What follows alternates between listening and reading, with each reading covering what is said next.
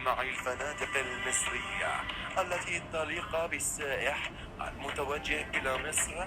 مرحبا مرحبا بكم بفنادق مصر. الأستاذ أحمد عزت، مرحبا بكم.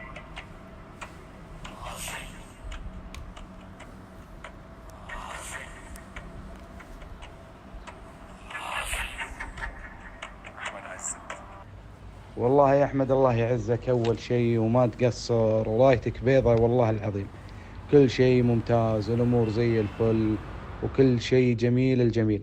اللهم لك الحمد وشكرا لك، الخدمة الحمد لله وكل شيء ممتاز يا رب لك الحمد. وبخصوص اني ما شفتك، ان شاء الله ربنا هيعوضنا بالجايات اكثر. وانت امانة يعني ما شاء الله بهاء يشكر فيك، وعنده صاحبي بعد نازل معاه ويشكر فيك بعد، يقول احمد عز مضبط لنا في الفنادق وكذا.